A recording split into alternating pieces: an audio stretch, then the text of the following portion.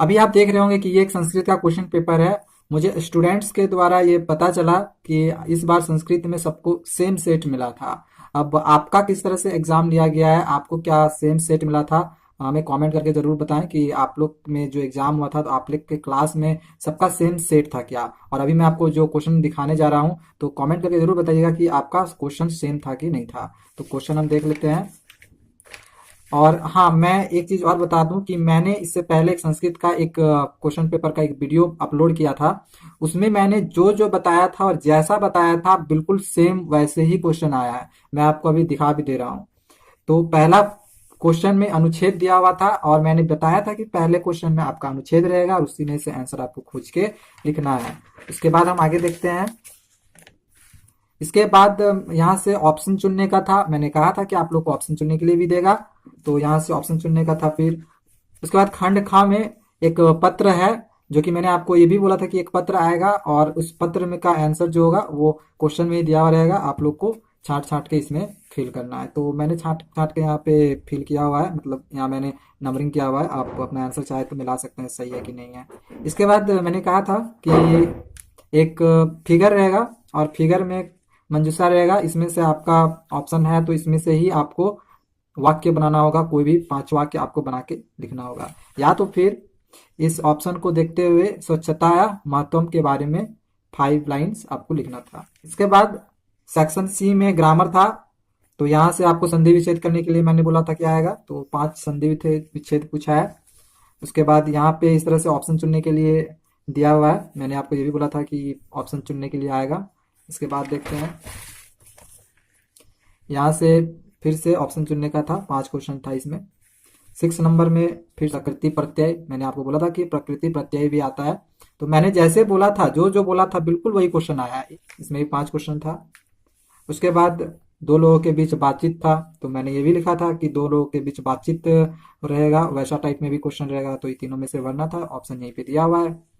उसके बाद यहाँ पे वाच्य परिवर्तन करना था।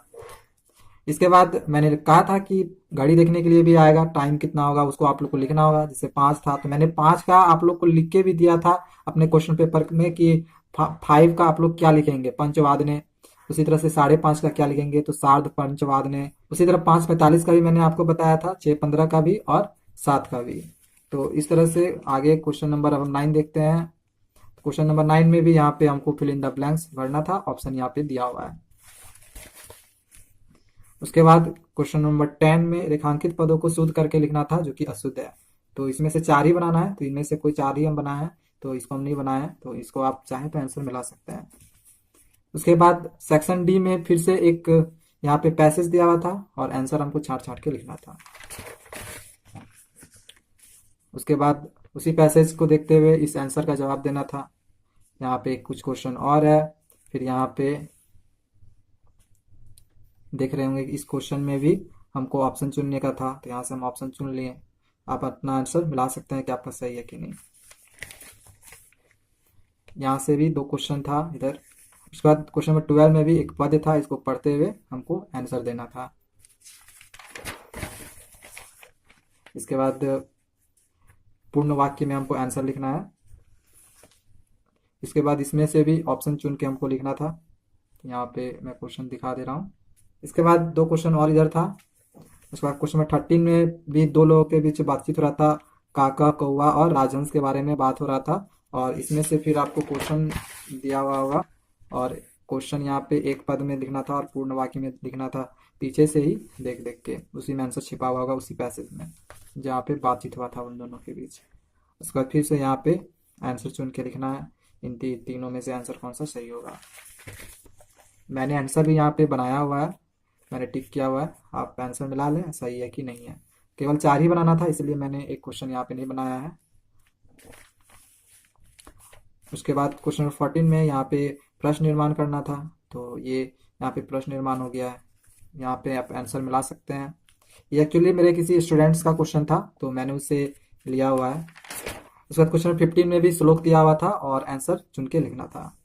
इसमें 2 श्लोक था, ये पहला श्लोक है, ये दूसरा श्लोक है। क्वेश्चन नंबर 16 यहाँ पे कुछ इस तरह से है, ऑप्शन इसमें भी चुनना था। और 16 में टोटल 5 क्वेश्चन था, तो यहाँ पे चार क्वेश्चन इधर आपको दिख रहा होगा और ये रहा आपका पांचवा क्वेश्चन। तो इतने सारे क्वेश्चन संस्कृत के इस एग्जाम में